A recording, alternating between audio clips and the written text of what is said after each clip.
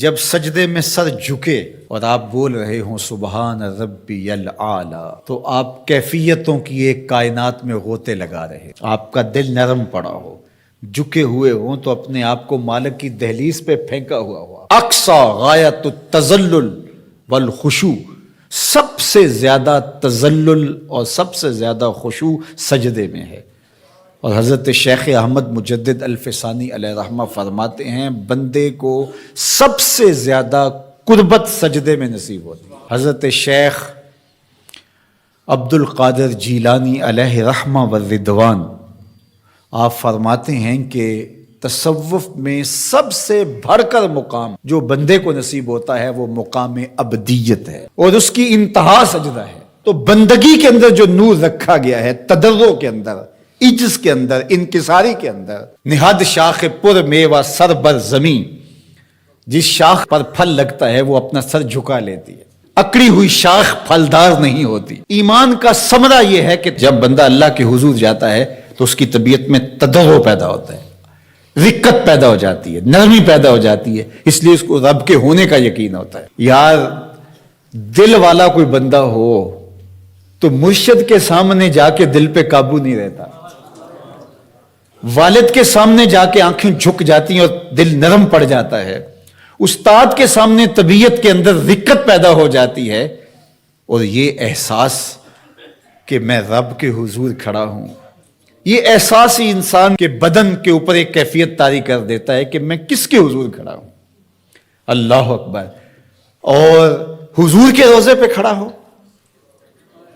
مواج انور کے سامنے کھڑا ہو اور شور و غل کر رہا اور سیلفیاں بنا رہا اور ہاتھ میں جوتا بھی پکڑا ہوا ہو، یہ محبت نہیں، کچھ اور ہے، یہ محبت نہیں ہے۔ وہ کہا تھا سید سلیم گیلانی مرحوم نے، اللہ ان کی قبر پہ کروڑوں رحمت نازل ہو، نظر سے جمال گنبد خضرا دیکھ رہا ہوں۔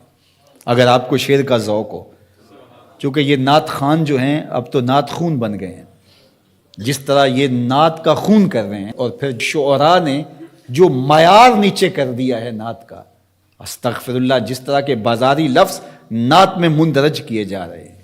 نعت کہنا کوئی عام سا کام ہے؟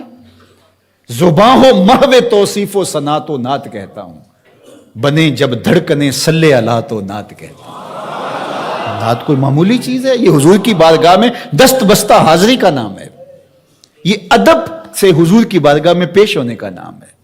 لے سانس بھی آہستہ کے دربار نبی، یہ حضور کی بارگاہ ہے۔ اللہ اکبر! تو اب سنیے ذرا، نظر سے جمال گنبد خضرا دیکھ رہا ہوں، نظر سے جمال گنبد خضرا دیکھ رہا ہوں، میں کون ہوں کیا دیکھ رہا ہوں۔ نظر سے جمال گنبد خضرا دیکھ رہا ہوں، میں کون ہوں کیا دیکھ رہا ہوں۔ تو پھر کیا کیفیت پیدا ہوگی جب حضور کے روبرو کے کھڑا ہوگا، مواجہ نور کے سامنے کھڑا ہوگا، اور جب رب کے حضور بندہ کھڑا ہوگا قیام میں، رکوع میں، پھر سجدہ، انتہائی خشوع کی کیفیت، تو پھر کس طرح دکان کا خیال آئے گا، کس طرح کوئی اور خیال ہوگا جس میں وہ ڈوبا ہوا ہوگا۔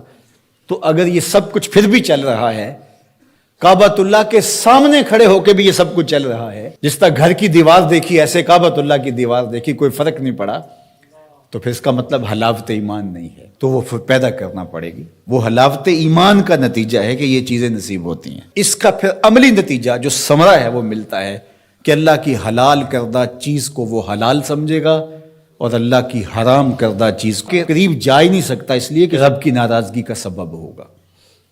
برائی کے اندر کی غلاظت جب کھل کے سامنے آ جاتی ہے تو پھر برائی میں اٹریکشن ہی نہیں رہتی۔ یہ برڈ فلو کا شوشہ چھوڑا گیا 2-4 سال پہلے تو لوگوں نے مرغی کھانا چھوڑ دی، مرغوب تھی، محبوب تھی، لذیذ تھی، گلی گلی بک رہی تھی، لیکن کاروبار ٹھپ ہو کے رہ گیا ایک وہم کی بنیاد پر کہ یہ بیماری پیدا کرتی ہے، لذت کام و دہن کو ترک کر دیا۔ تو جب یہ یقین ہو کہ میرے رب نے اس چیز سے منع کیا ہے تو اس کے اندر اللہ کی ناراضگی ہے، اس میں شر چھپی ہے، اس میں زہر ہے، تو کس طرح اس گناہ کی طرف بندہ بڑھ سکتا ہے؟ کبھی ہو ہی نہیں سکتا۔ لیکن یہ ثمرہ ہے ایمان کا جب حلاوت ایمان نصیب ہو جائے۔ توفیق نصیب فرمائے اور اپنی پناہوں کا حصار دے۔